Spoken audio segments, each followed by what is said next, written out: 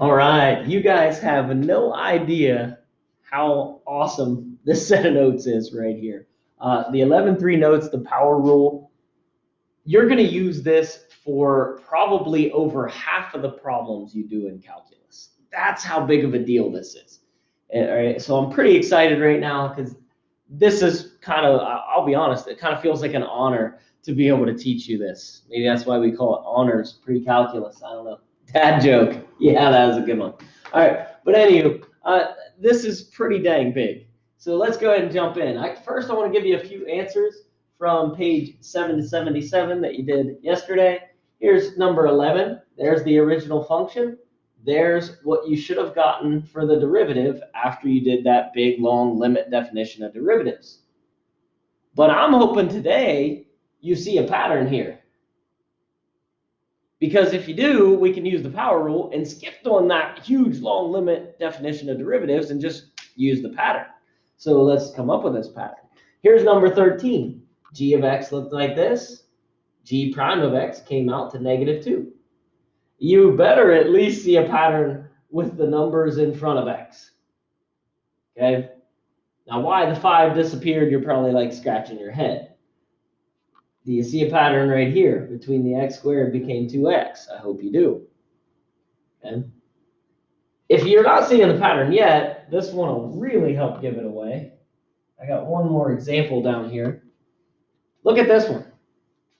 If f of x is 4x to the third plus x squared minus 3x plus 10, here would be the derivative.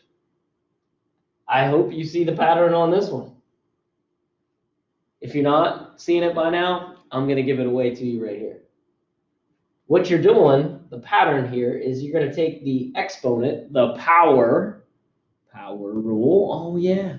You're going to take the exponent and multiply it by the coefficient out in front. That's how they got to 12. And then you're going to drop it 1 degree. And then you do that again right here. You take the 2 times the 1 that's understood to be in front, you get 2, and then you drop it 1 degree. So now it's x to the first. And that works here. You take, this is to the first power right now, 1 times -3 gives you -3. Now this one's a little weird. The x disappears on this one. Well, that's because it went from x to the first down to x to the 0. Well, x to the 0 power, anything to the 0 power is 1. So -3 times 1 still just stays -3. That's why that x disappeared. It didn't really disappear. It dropped to x to the 0 power. And then this 10 completely went away. The constant completely went away because it's understood to be x to the 0 power already there. Well, 0 times anything gives you 0. So we could put a plus 0 here, but what's the point of putting that? That's why we don't write it down. That's why that constant goes away, because 0 times 10 gives you 0 automatically. Okay? So these should make sense to you now. You should see the pattern now. 2 times the 1 in front, oh, 2x. All right, and drop it a degree, so it becomes x to the first.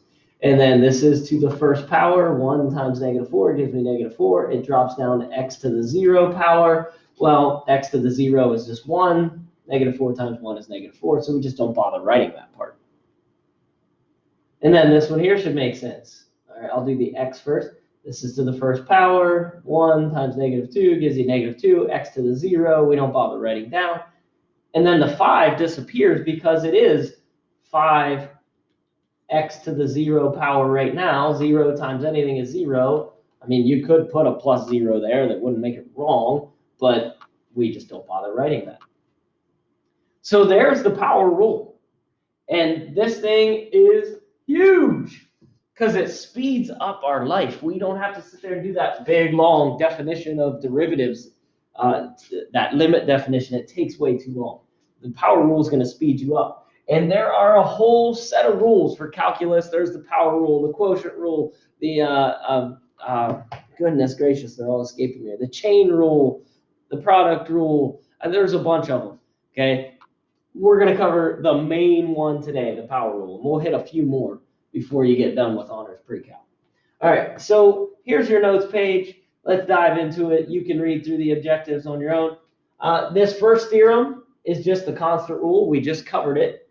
It's saying the derivative, that's a fancy way to say the derivative with respect to x.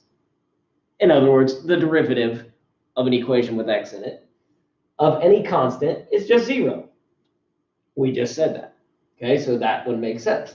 And then the power rule is right here. It looks very confusing, but this thing is not too bad at all. The derivative of x to the n power, well, you take the n, you multiply it out in front, that's what they're showing you right here, and then you take the n that is the power and you drop it a degree. That's all that's saying. That's the power rule. You take the power times whatever's out in front and you drop it a degree. That's the power rule. So we can do the derivatives to a and b in about 3 seconds. That's what's so awesome about this power rule, is you can do derivatives way faster than we did before. All right, so let's go ahead and do these. All right, the derivative of f of x, or f prime of x, if you want to say it that way. The derivative of this equation is just going to be, well, there's a 1 right here, times 2 gives me 2. And I'm going to drop that a degree, so it would become x to the 0 power. Well, x to the 0 power is just 1. 2 times 1 is just 2. So I'm not going to bother writing x to the 0 power. I'm just going to scribble it out. Didn't really need that part. And then the 3, the derivative of any constant, is 0. So plus 0. Well, I don't need to write plus 0. We're done. That's the derivative. The derivative of this function is 2. And this should make perfect sense to you because this is a line with a slope of 2. And the slope is 2 the whole time on this line. So the derivative is the slope at any point on the line. The derivative better come out to just 2 because the slope is 2 the whole time on that line. So that one should come out to 2, just thinking of it logically, but the power rule backs it up. All right, let's go ahead and do the derivative of g of x down here. Now, this one's a little nastier. Imagine trying to do the limit definition of this thing. You'd have to plug x plus h in for x to the third, and you'd have to do x plus h to the third power, and then you'd have to do x plus h squared. Takes way too long. You'd fill up a half sheet of paper on this one derivative. Instead, we use the power rule, and it, excuse me, it can be done this fast. So I'm just going to take my 3, which is my power, times what's out in front, drop it a degree. So that x to the third, the derivative is 3x squared. And you just do it a piece at a time. And I'm going to do 2 times negative 3, which is going to give me a minus 6x to the first. I'm dropping it 1 degree. Obviously, you don't need to write the 1 there. I'm doing it for explanation reasons. Now, you could just write minus 6x. All right, this one's to the first power. So 1 times negative 1 gives me minus 1. And then x would go to the 0 power, so it goes away. Done. And then the derivative of any constant is 0. I'm done. There's my derivative. How fast is that? That's so awesome.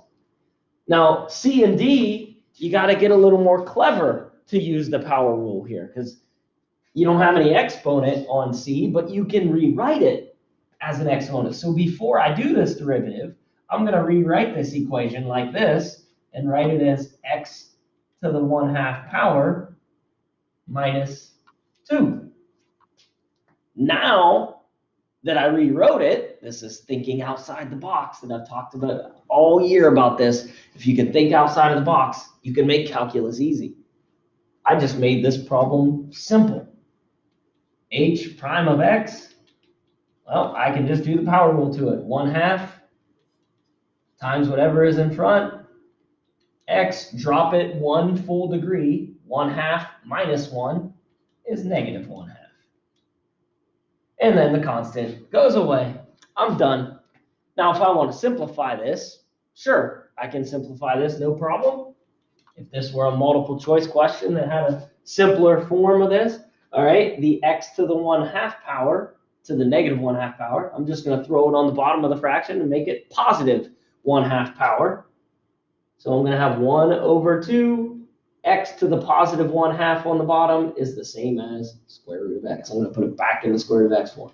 So there's my simplified derivative. You didn't have to simplify it. It didn't say to, but I'm just doing it for fun. Yay, everybody loves to simplify.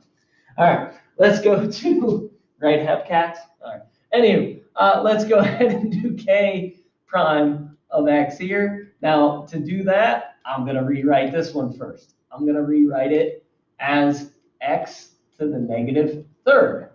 I'm not doing the derivative yet. All I did there was rewrite that as x to the negative third. Now I'm going to do the derivative because I can do the power rule. Take the power, the exponent times in front.